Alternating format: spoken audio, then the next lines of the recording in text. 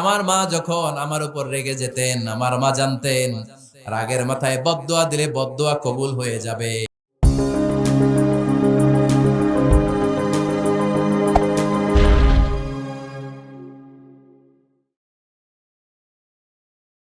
কখনো বাচ্চাদের বদদোয়া দেয়া যাবে না। বাবারা, ছেলের বাবা, মেয়ের বাবারা শুনতেছেন? মনোযোগ নাই মনে হয়। মনোযোগ আছে? কখনো ছেলে মেয়েদেরকে কি দেয়া যাবে না? যত দুষ্ট হোক, যত বদের হাড্ডি হোক, বদদোয়া দেয়া যাবে। ওই সময় দোয়া করে ফেলবেন। বেশি রাগ আসলে কি করবেন? একটা দোয়া আপনি সেট করে নেবেন যে বেশি রাগ চলে আসলে আমি এই দোয়াটা করে দেব। ভালো দোয়া পারা যাবে?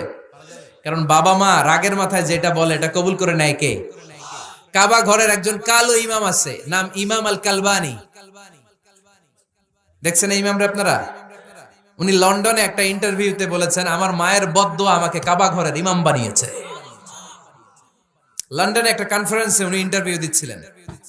ওনাকে বলা হলো, কাবার সব ইমাম সাদা ইমাম, আপনি কালো মানুষ, কেমনি ইমাম হইলেন? উনি বললেন, আমার মায়ের বদদোয়া আজকে আমাকে কাবা ঘরের ইমাম বানিয়েছে। উনি বললেন, আমি ছোট্টবেলা অনেক বদের হাড্ডি ছিলাম, আমার মতো দুষ্ট আমার এলাকায় কোনো ছেলে ছিল না। মানুষের গালাগালি, মারামারি, দুষ্টামি, ভাঙচুর, চেঁচামেচি, চিৎকার, বিশৃঙ্খলা আমার মতো কেউ বেশি করতে পারতো না। কিন্তু আমার মা ছিল অনেক বড় আল্লাহওয়ালা। আমার মা জানতেন আল্লাহর কাছে দোয়া করার কত বড় পাওয়ার। আমার মা যখন আমার উপর রেগে যেতেন, আমার মা জানতেন রাগের মাথায় বদদোয়া দিলে বদদোয়া কবুল হয়ে যাবে। এজন্য যখনই আমি বেশি দুষ্টামি শুরু করে দিতাম, আমার মা রেগে আমারে বদদোয়া দিয়ে বলতেন, আল্লাহ তোরে হেদায়েত দেখ, আল্লাহ তোরে কাবা ঘরের ইমাম বানায় দে। মা যখন রেগে যেতেন, রেগে মেগে উনি সব সময় বলতেন, আল্লাহ তোরে হেদায়েত দেখ, তোরে কাবার ইমাম বানায় দেখ। রাগে রাগে ভালো দোয়া করতেন। সুবহানাল্লাহ কইতে বললেন না?